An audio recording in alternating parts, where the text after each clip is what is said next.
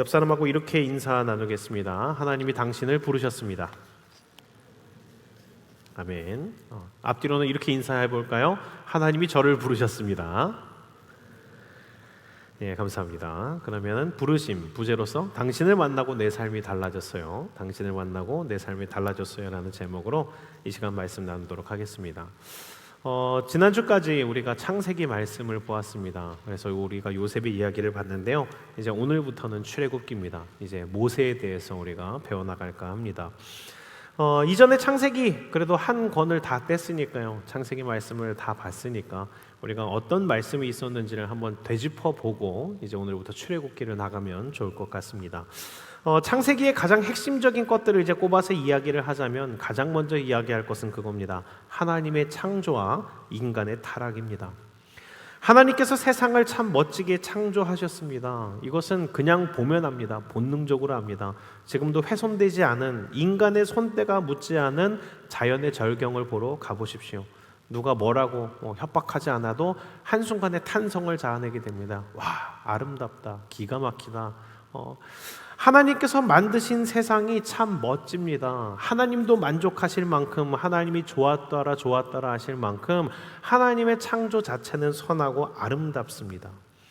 하나님께서 그렇게 세상을 멋지고 아름답게 지으셨고 그 가운데 창조의 정점을 만드셨습니다. 그게 바로 사람입니다. 사람은 사실 얼마나 놀랍습니까? 피조물인데도 불구하고 하나님의 형상을 닮았습니다. 그리고 하나님의 기업을 상속받을 수 있을 만큼 놀라운 권위를 은혜로서 부여받았습니다. 그런데 그렇게 놀라운 은혜를 받은 인간이 어떤 선택을 하냐면 하나님을 배신합니다. 하나님을 거역합니다. 하나님의 말씀을 어기고 거역하여서 자신이 선악을 판단하는 기준이자 주체가 되려 합니다. 즉 하나님이 되려고 합니다. 그렇게 선악과를 먹은 인간은 하나님과의 관계가 단절되었고요. 하나님과의 관계만 단절된 게 아니라 그렇게 자기가 주체로서 서기 위해서 사람들과의 관계도 단절시킵니다. 자기가 왕이 되기 위해서 남을 힘으로 굴복시키고 빼앗고 죽이는 역사를 이루어 옵니다. 이에 대해서 하나님은 계속해서 선지자를 보내시고 말씀하십니다. 회개해라, 돌이켜라. 그 길이 아니다. 내가 선한 길을 제시하겠다. 너 나와 함께 하자. 하나님은 끊임없이 인간에게 이 러브콜을 보냈지만 인간은 여전히 죄악된 모습을 보입니다. 이 희망이 없는 인류에게 하나님 포기하지 않으시고 새로운 일들을 진행하십니다. 그게 무엇입니까? 바로 하나님 나라를 세우는 겁니다.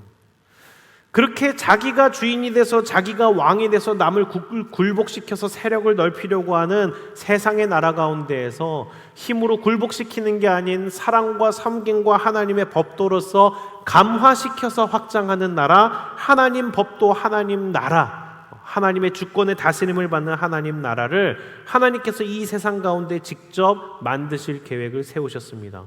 그 나라를 만드시기 위해 부른 그 축복의 통로가 될 한 사람, 누굽니까? 아주 평범한 한 인물입니다. 힘 있고 지혜 있고 능력 있는 그 어떤 인물이 아니라 지극히 평범하여 이름조차 한 가정의 아비 아브람이라는 이름을 갖고 있는 한 사람을 불러다가 그로 하여금 열방의 민족의 아비 아브라함이라는 인물로 만들어 가십니다. 그렇게 아브라함으로부터 시작해서 이삭, 야곱, 요셉에 이르기까지 그 아브라함의 가정의 역사가, 인물들의 역사가 진행되어 왔습니다. 그리고 어떻게 됩니까? 하나님을 향한 믿음은 있었지만 멸시받던 자, 정말 초라해 보였던 그 요셉을 통해 과연 그 하나님이 세운 나라, 하나님의 백성이 세상 가운데 축복의 통로로서의 역할을 감당할 수 있는가? 있다라는 것을 보여준 게 바로 요셉의 이야기였고 요셉의 역사였습니다.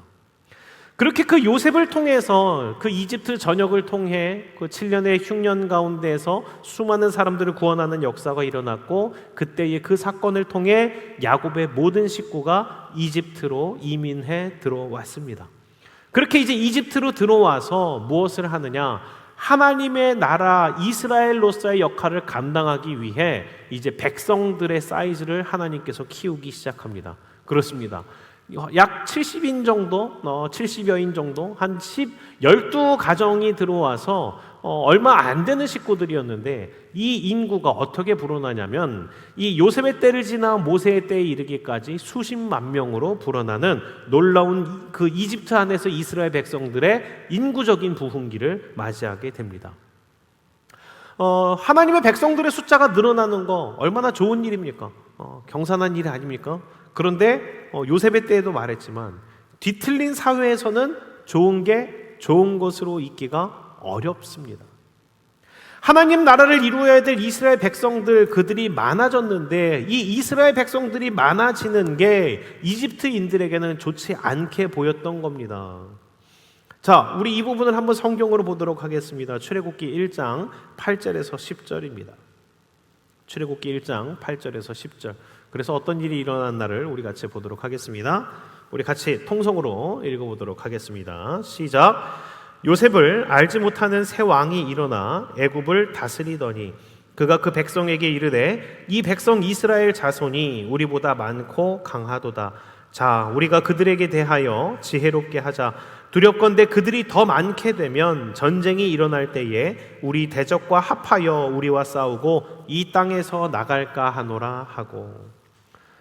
신학자들은 말하기를 요셉을 알지 못하는 새 왕이 일어나 애굽을 다스렸다. 이 표현이 무엇이냐면 왕조가 새롭게 바뀌었다라는 표현으로 보고 있습니다. 그렇습니다.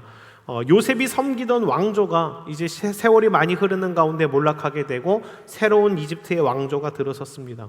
근데 그때가 돼서는 이집트 사람들이 이스라엘 사람들을 더 이상 친하게 보지 않는 겁니다. 이 이스라엘 사람들의 놀라운 번식력을 두려워하여 핍박을 하기 시작합니다. 왜 핍박을 했을까요? 사실 객관적으로는 그거죠. 과거에는 체력이 국력이었습니다. 남자들이 얼마나 많은지, 남자들이 싸움을 얼마나 잘하는지, 그 남자들의 체력에 따라서 그 나라 국가의 국력이 달려있는 겁니다. 그런데 이스라엘 백성들이 계속해서 늘어나는 걸 보니까 이 이집트 사람들이 두려웠던 거예요. 그래서 그들은 이렇게 대합니다.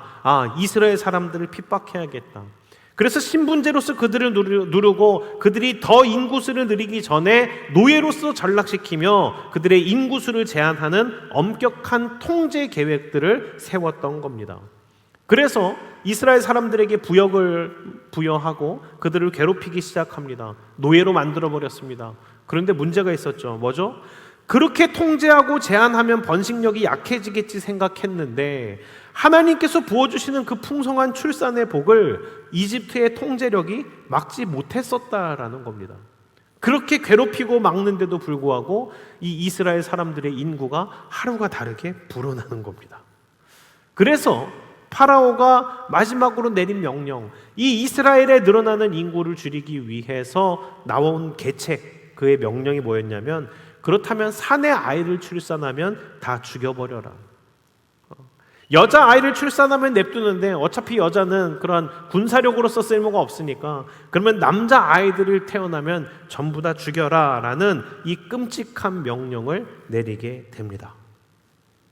그 끔찍한 명령이 내려져서 수많은 사내 아이들이 태어나자마자 죽고 많은 부역과 노예살이로 이스라엘 백성들이 괴롭힘을 당하고 있는 가운데 레위 지파 중에서 한 아이가 태어납니다. 그 아이를 낳은 레위인 엄마는 아이를 낳고 나서 차마 그냥 버릴 수가 없어서 숨겨놓고 키웁니다. 그러나 더 이상 숨길 수 없는 상태가 되자 아이를 갈대 상자를 만들어서 그 안에 누이고 나일강 갈대 숲 사이에 둡니다. 여기서 우리가 좀 성경을 정확하게 좀 알아야 될 필요가 있습니다. 그게 뭐냐면 이 모세의 사건으로 제일 유명한 그 영화가 애니메이션 이집트 왕자라는 디즈니에서 나왔었던 영화가 있죠. 그 만화 애니메이션에서는 극적인 표현을 위해서 어떻게 하냐면 나일강이 막 급격하게 흐르고 그 둥실둥실 막 급격하게 흐르는 그 가운데 이 갈대 상자에 담겨진 아이가 막 둥실둥실 위태위태롭게 막 떠내려가는 표현이 나옵니다. 그런데 좀 정확히 볼 필요가 있습니다. 우리 출애굽기 2장 3절에서 5절, 2장 3절에서 5절을 다시 한번 좀 정확하게 한번 봤으면 좋겠습니다. 읽어볼까요? 3절부터 5절입니다. 시작.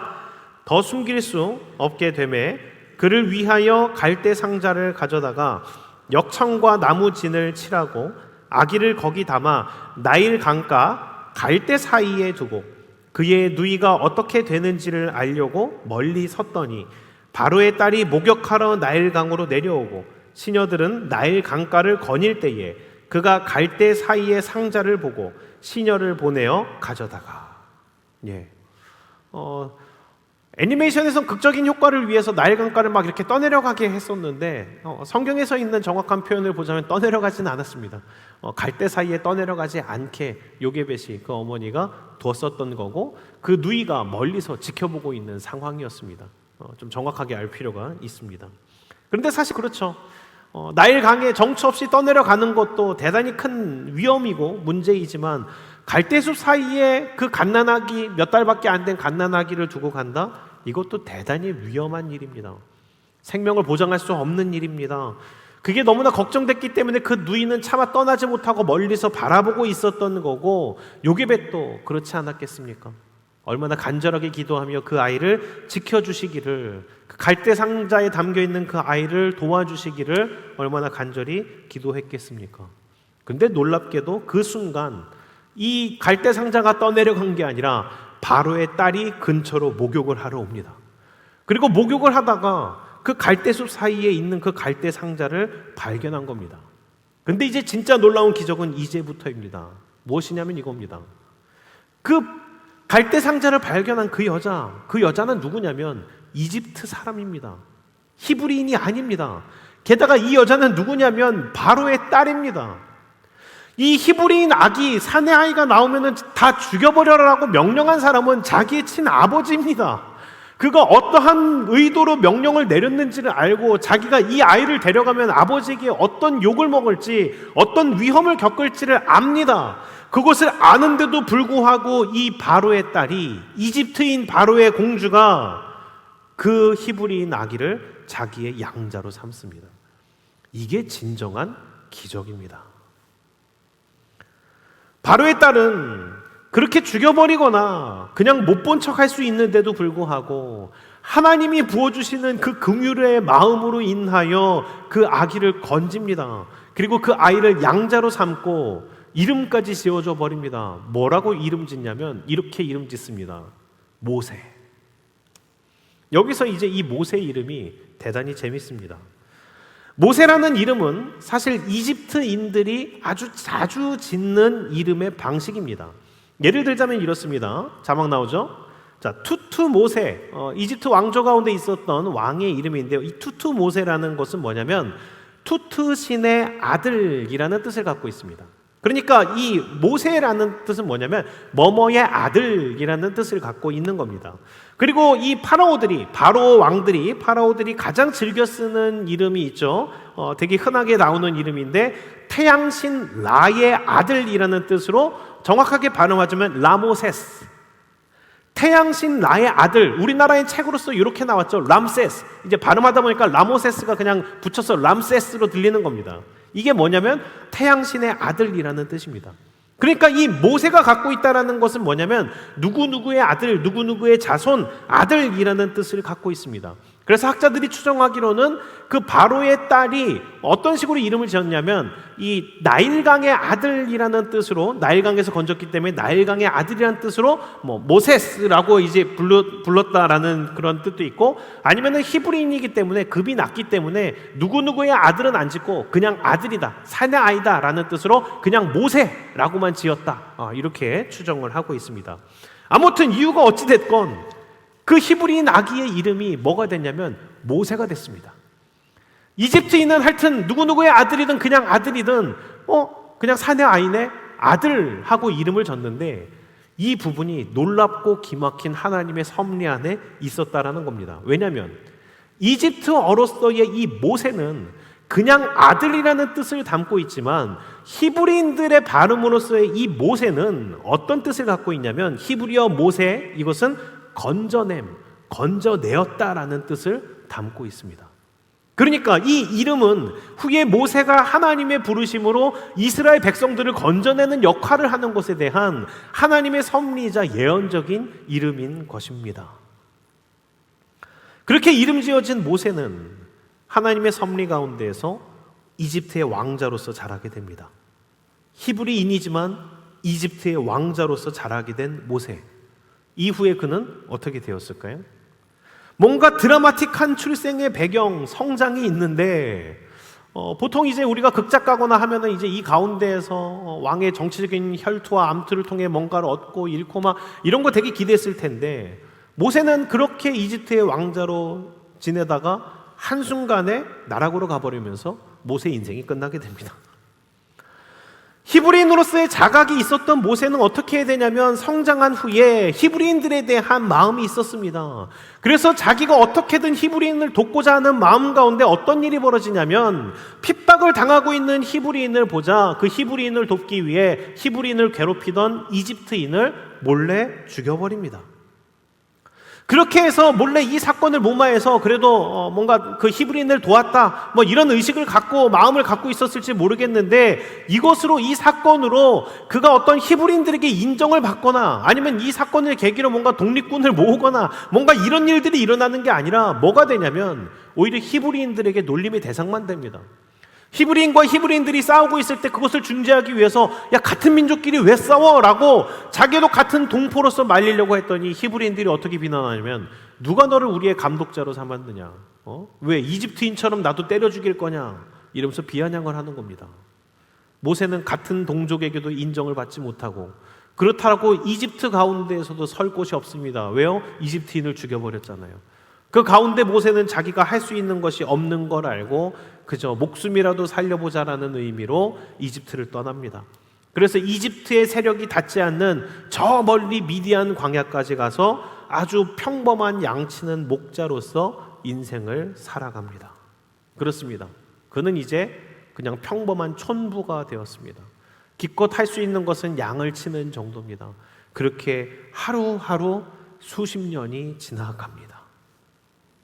오늘 우리가 읽은 말씀은 그렇게 핍박당하는 동포들을 위해 뭔가 해보려고 했지만 동포들한테도 인정받지 못하고 이집트의 왕자에서 살인자로 전락해서 이제 광야의 평범한 노부가 된 이 모세에게 어느 날 있었던 일을 보게 된 겁니다. 이제 오늘 읽었던 본문을 다시 한번 읽어봅시다. 자, 출애굽기 3장 1절에서 4절까지입니다. 자, 그 평범한 하루 가운데 일상 가운데 어떤 일이 일어납니다. 그 일이 무엇이었나요? 같이 읽어봅시다. 시작. 그의 장인 미디안 제사장 이드로의 양떼를 치더니 그 떼를 광야 서쪽으로 인도하여 하나님의 산 호렙에 이르매 여호와의 사자가 떨기나무 가운데로부터 나오는 불꽃 안에서 그에게 나타나시니라.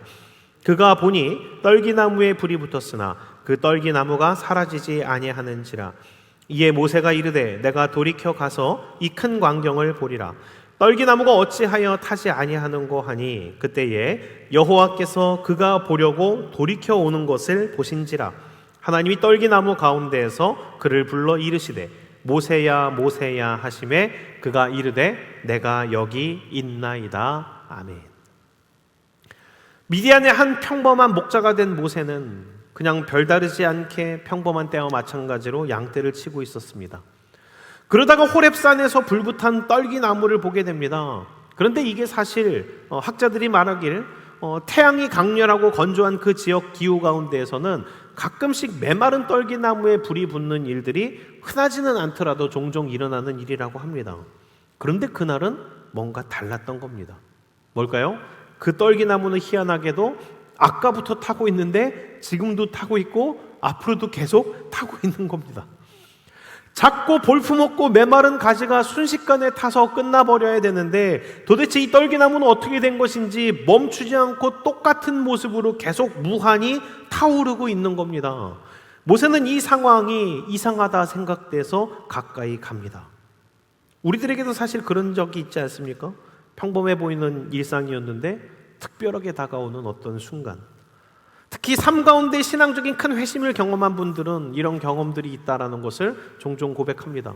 평상시와 똑같은 예배였던 것 같은데, 평상시와 똑같이 말씀을 묵상했던 것 같은데 그때 무언가 다른 하나님의 부르심이 있었던 순간들, 이런 것들이 경험되어진 사람들이 있는 줄로 압니다. 아직 없다면 말씀 가운데 예배 가운데 그 순간들을 경험하는 모두가 되길 축원합니다.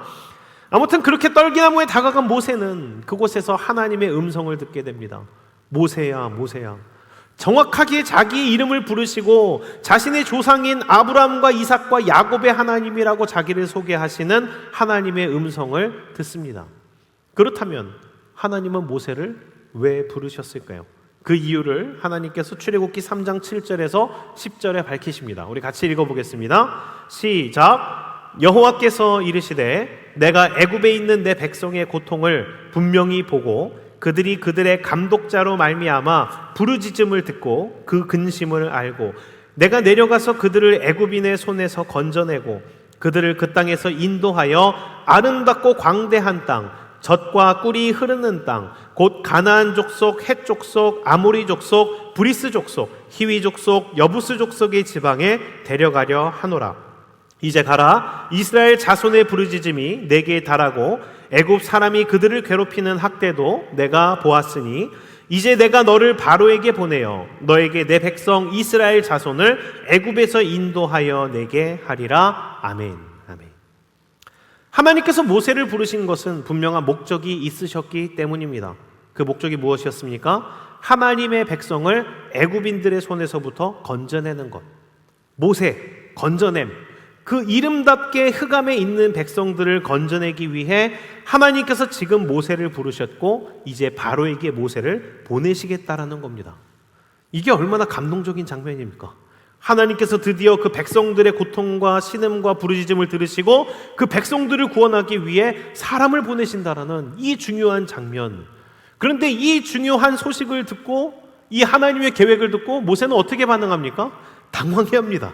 의아해합니다. 황당해합니다. 그래서 모세가 이렇게 대답합니다. 그게 출애굽기 3장 11절입니다. 같이 한 목소리를 읽어보겠습니다. 시작. 모세가 하나님께 아뢰되 내가 누구이기에 바로에게 가며 이스라엘 자손을 애굽에서 인도하여 내리까? 아멘. 모세는 이해할 수가 없었던 겁니다. 자신의 동족인 백성들을 구원하는 거 그것은 좋다라는 겁니다. 그러나 하나님 번지수를 잘못 찾아왔다라는 겁니다. 지금 내가 그걸 어떻게 하냐라는 겁니다. 사실 이건 대단히 이성적이고 객관적인 대답입니다. 모세의 말이 사실 맞습니다. 모세는 지금 그 강대한 이집트를 상대로 싸울 힘이 없습니다. 그럼 외교적으로 해볼 어떤 관계나 인맥이 있느냐? 그것도 없습니다. 이미 모세는 지금 80을 먹은 노인네가 되었습니다. 이전에 젊었을 때 왔어도 못할 만한 것을, 그 이집트의 왕자로 있었을 때도 못할 만한 것을 지금 다 잃어버린 채 도망자로 전락하고 늙어버린 평범한 시골 목축이나 하는 이 농부는 아니고 이 목축업이나 하는 목자에게 어떻게 이 일을 하라는 건지 모세는 이해가 가지 않았다라는 겁니다. 그래서 모세는 그렇게 대답했죠. 내가 누구라고 거기를 갑니까? 하나님, 내가 누구라고 거기를 갑니까? 어떻게 저 따위가 바로 앞에 갑니까? 그 모세의 대답에 하나님은 이렇게 말씀하십니다. 출애굽기 3장 12절입니다. 같이 읽겠습니다. 시작. 하나님이 이르시되 내가 반드시 너와 함께 있으리라. 내가 그 백성을 애굽에서 인도하여 낸 후에 너희가 이 산에서 하나님을 섬기리니 이것이 내가 너를 보낸 증거니라. 아멘. 내가 반드시 너와 함께 있으리라. 사실 정확하게 따지자면 이 모세와 하나님과의 대화는 그 문장의 흐름상 어색함이 있습니다. 생각을 해봅시다. 모세는 이렇게 질문을 했죠. 내가 누구이기에? 라는 질문을 했습니다. 그러면 대답이 뭐가 나와야 됩니까? 내가 누구지? 하면 상대는 어떻게 대답해 줘야 됩니까? 너는 뭐뭐야? 라고 대답을 해야 사실은 그 문장상 맞는 거죠. 영어 성경으로 보면 이 부분이 그렇습니다. 모세가 분명히 Who am I? That I should go to Pharaoh 이렇게 얘기를 했어요. 그러면 어떻게 대답해야 돼요? 그러면 Who am I? 라고 했으면 You are로 대답하는 게 맞습니다. 그런데 하나님은 어떻게 대답하시냐면 And God said I will be with you 이렇게 대답을 합니다. 이것은 이 두 문장 사이에 어떤 문장들이 생략되어 있는 것을 말합니다. 그 의미들이 숨어 있다는 것을 의미합니다. 사실 있어야 되지만 없어도 되니까 생략돼 버린 거죠. 그 하나님이 직접 대답하지는 않고 숨기고 그냥 바로 대답을 하신 그 이유, 숨겨 있는 문장, 그것은 뭐가 들어갑니까? 이겁니다. 하나님, 제가 누구라고 그 일을 합니까?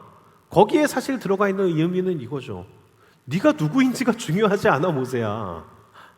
모세는 계속 이걸 따집니다. 하나님, 저는 힘도 없고 늙었어요. 저는 뭐 가진 것도 없어요. 전 젊지도 않아요. 제가 누구라고 거길 갑니까? 하나님은 이렇게 얘기한 거죠. 모세야, 네가 늙었건 젊었건 상관없어.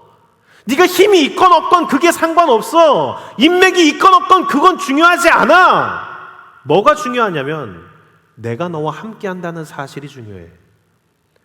정말로 네가 고민해야 될 건 네가 나와 함께 하느냐 마느냐지, 네가 갖고 있는 조건, 젊음, 힘, 인맥, 관계, 돈, 그 전부 다가 이유가 아니야.